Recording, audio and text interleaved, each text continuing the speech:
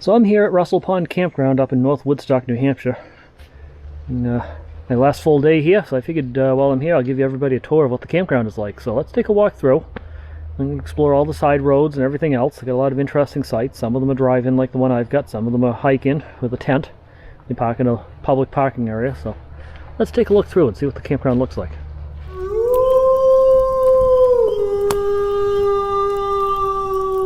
Should be noted that this campground is up on the side of Russell Mountain, which is where Russell Pond is, obviously. And we're up at about 2,000 feet here, so it's a good elevation here. So it's supposed to be a hot day today, but it should be a bit cooler up here on top of the mountain area. We start off at the campground with the self-service pay station area. It's typical of the White Mountain National Forest campgrounds. You grab a fee envelope out of this box, fill out your information, put your money in, and drop it into this fee tube right here. $25 a night. You can see it's got a lot of campsites here. 34 of them are first come first serve out of the 86 sites here. So it's a good chance if you come like on a Sunday or Monday, you'll probably find a site. Anyway, this is the first fork in the road here. You go up there, that's all tent sites only. Down there you'll find some tent sites and some regular pull-in sites. Alright, so we're going to start up here though. We're going to explore some of these tent-only sites. We're going to go through this in alphabetical order for the most part. It's actually too bad they don't have any pull-in sites up here, because this would be a much better radio and probably self-service site up this way. Don't mind my heavy breathing. I'm actually walking up a pretty good hill here. The place is well equipped with bathhouses. They're all over the place here, and they all have showers too, hot showers. So there's plenty of places to use the facilities here. So you get up to the up the hill a bit here, you see it splits off into section A and section B. So this is section A. You see it's all set up here. You park in these designated spots here and hike down to your sites.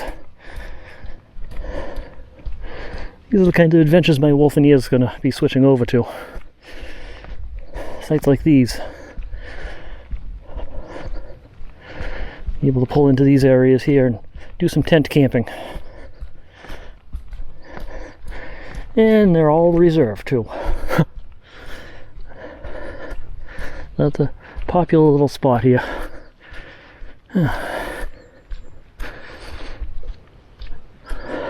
A8 looks pretty good. A7's a nice one down there. It's kind of a little bit more isolated from some of the others. Wouldn't mind down there. Well, these people looks like they've taken off early too. They didn't like the rainy weather coming in while they're tent camping, so they took off. That's fine. This is the way up to the B campsites. They seem to be a little bit more spread out than the A's over here. Definitely some nice platform sites down there.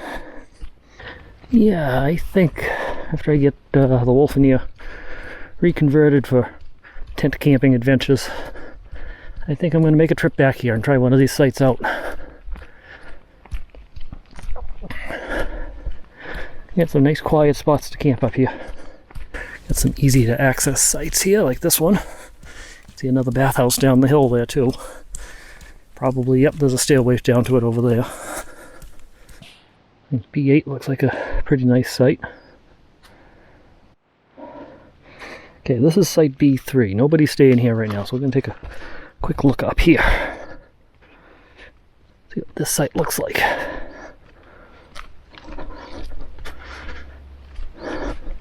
That's a nice little site here. Lots of woods behind you. Nice platform to set up the tent and everything on.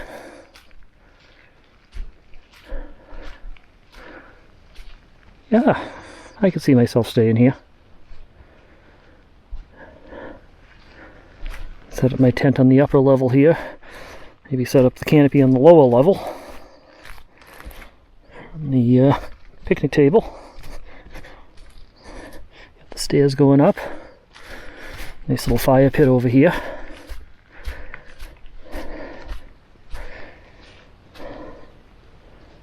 And a little babbling brook right next to you. Yeah, I think it's time to start doing some tent camping again. Out of my explorations for next year. Some other cool stuff here. This is just below, just on the other side of the road from where B3 is. And this little short stairway to the water spigot here. You got water there. And back up the stairs on the other side. The other cool site down here. This is site B2. Again, B2 has its own little parking spot. It has its own bridge too. That's pretty neat. You know I love bridges.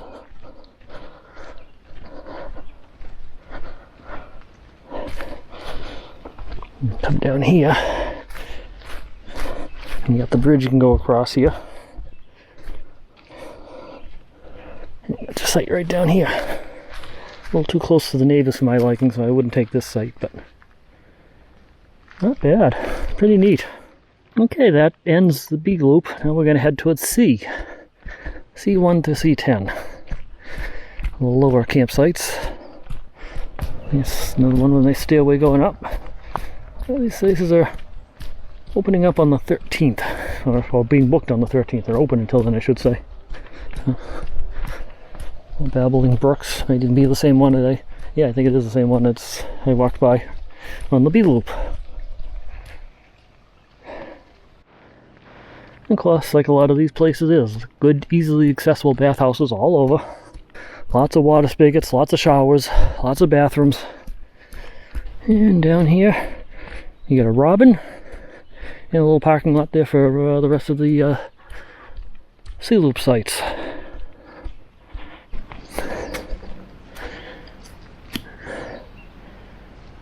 A little bit of privacy down on that one.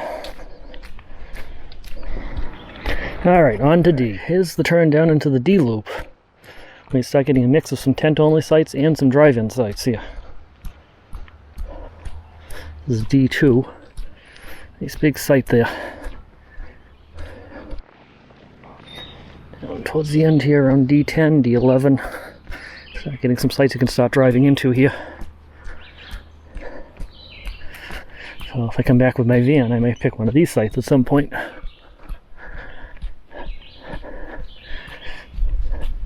Fairly quiet over here.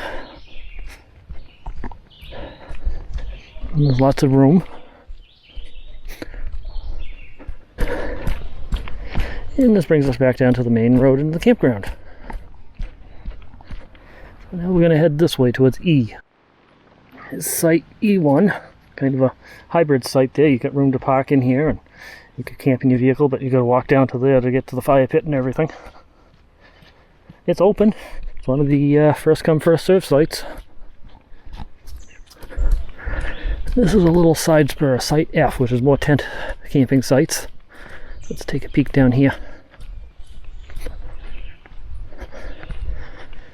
And they're not all tent camping. You can drive into some of these. F1's kind of a nice big site.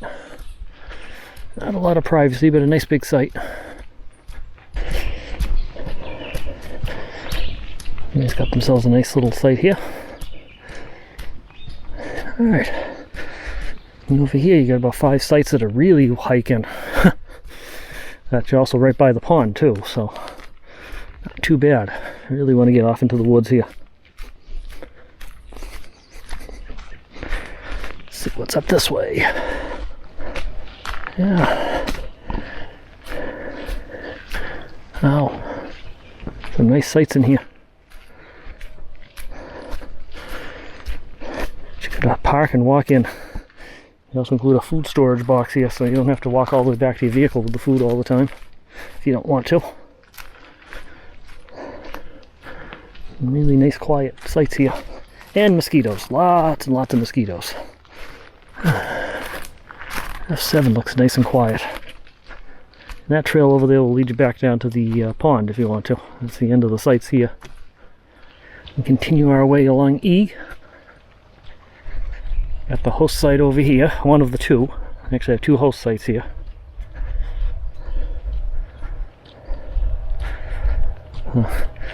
One can watch the campground while the other one takes trips and things like that. And he's got some nice big sites too, so if you want to pull in a camper. Down here is Russell Pond. The namesake of the campground here. camping here and gets too hot, you can go down here and go for a swim. Plenty warm.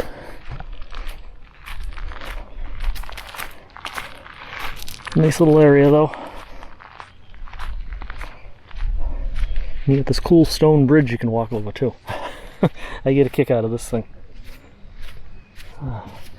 Not that you need to walk over it because you can easily step over this water. But it's cool nevertheless, I like it. If you're into fishing, this might be an interesting site for you. Little area here that you can stand on and fish. I think they allow fishing in the water. A little boat launch area right there. Non-motorized boats only. This is very beautiful in the fall, by the way.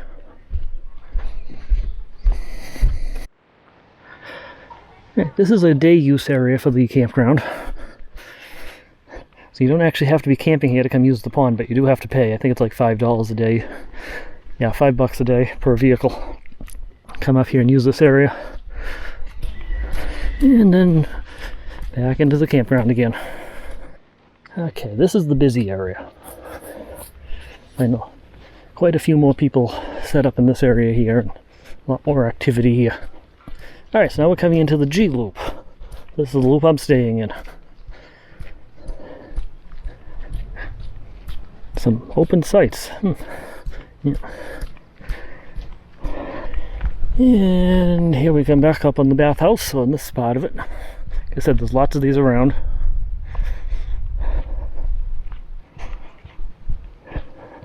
They're clean, they work well. I have no complaints with these whatsoever.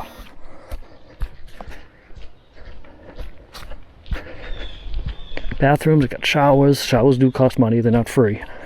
But they have them if you want to take a shower, and they're hot.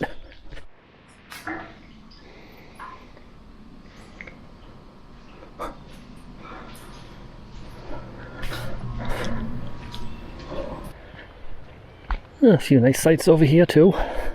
Most of them first come, first serve on this section.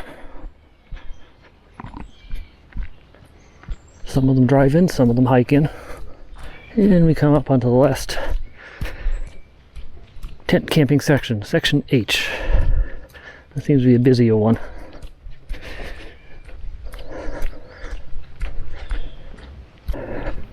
We got a few sites here that are pretty well hike-in only over here. And some mosquitoes. A cool little multi-level site.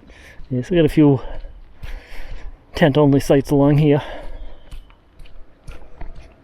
And a few sites are open. There's one that's just a random reservable site, G11. It's a nice site too. It's very similar to the one I'm in. I like these first come, first serve sites. I wish more of the campgrounds were set up that way.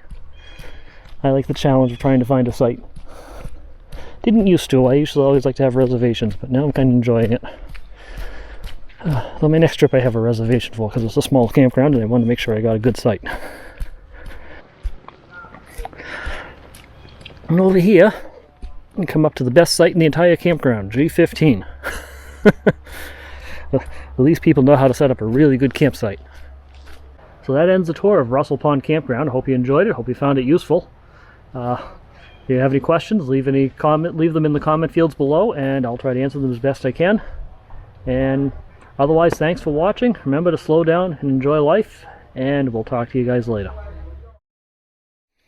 Interesting double stop sign here. You can see another sign behind it. A blank sign.